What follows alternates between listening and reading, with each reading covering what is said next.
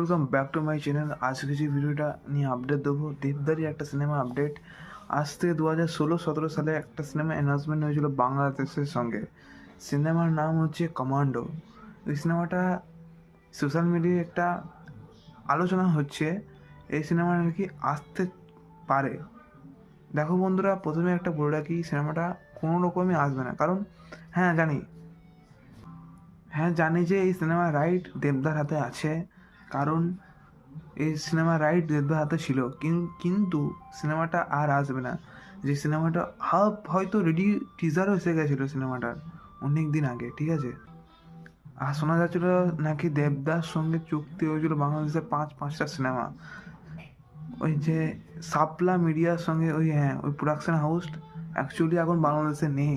সিনেমাটা যে প্রোডাকশন কর্ণধার সবাই মারা গেছে। একটা রিসেন্ট ঘটনা হয়েছে, জানেন তো। রিসেন্ট ঘটনাটাতে দুজনা মারা গেছে, ওই কারণে হয়তো সিনেমাটা আসতে পারবে না। এর আগে শোনা যাচ্ছিল নাকি এই সিনেমাটার নাম ছিল মিশন 16 বলে কোনো একটা নাম ছিল। ওই সিনেমাটার নাম চেঞ্জ করা হয়েছিল কমান্ডো, যতটুকু আমার কাছে খবর আছে। তারপর থেকে সিনেমা হাফ শুটিং হয়েছিল, তারপরে টিজারও এসেছিলো, কিন্তু সিনেমাটা রিলিজ আর হয়নি। কিন্তু সব সিনেমাটা কমপ্লিট হাফ শুটিং হয়ে কমপ্লিট টিজার এনেছিল, কিন্তু ওই সিনেমাটা এখন আনা ইম্পসিবল। কিন্তু ওই সিনেমার নাম দিয়ে, কমান্ডো নাম দিয়ে যদি দেবদা কোনো আলাদা সিনেমা বানায় তবে আনতে পারা যাবে।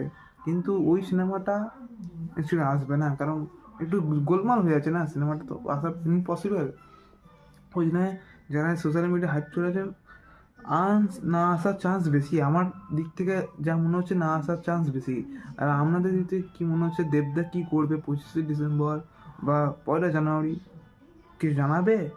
দেবদা খাদান 2 আসছে, আপকামিং সিনেমা।